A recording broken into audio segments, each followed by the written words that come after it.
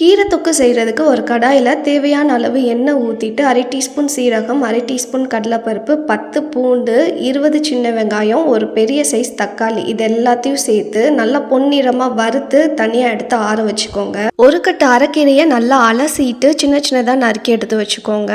வறுத்து வச்சிருக்க வெங்காயம் தக்காளியை ஆறணுன்னா தண்ணி விட்டு நல்லா அரைச்சிக்கோங்க. இப்போ அதே கடாயில் கொஞ்சமாக எண்ணெய் சேர்த்து 1/2 டீஸ்பூன் சோம்பு, 1/2 டீஸ்பூன் கடுகு, கொஞ்சமாக கறிவேப்பிலை, 2 பச்சை மிளகாய், நீல வாக்கில் நறுக்குன பெரிய வெங்காயம் இதெல்லாம் சேர்த்து பொன்னிறமாக வறுத்துட்டு அரைச்சி வச்சிருக்க மசாலாவை சேர்த்து 1/4 டீஸ்பூன் மஞ்சள் தூள், 1/4 டீஸ்பூன் பெருங்காயத்தூள், காரத்திற்கேற்ப மிளகாய்த்தூள், 1 டீஸ்பூன் மல்லித்தூள், தேவையான அளவு உப்பு இது எல்லாத்தையும் சேர்த்து பச்சை வாசனை போய் எண்ணெய் பிரிஞ்சு வர வரைக்கும் நல்லா கிளறி விட்டுட்டு சின்ன சின்னதாக நறுக்கி வச்சிருக்க கீரையை சேர்த்து கொஞ்சமாக தண்ணி சேர்த்து மூடி வச்சு 3 நிமிஷத்துக்கு வேக விடலாம். இப்போ கொதிக்க ஆரம்பிச்சோன்னே 2 டேபிள் ஸ்பூன் புளிக்கரைசல் சேர்த்து 5 நிமிஷத்துக்கு தொக்கு பதம் வர வரைக்கும் நல்லா கிளறி விட்டு சாதத்தோடு சேர்த்து பரிமாறுங்க.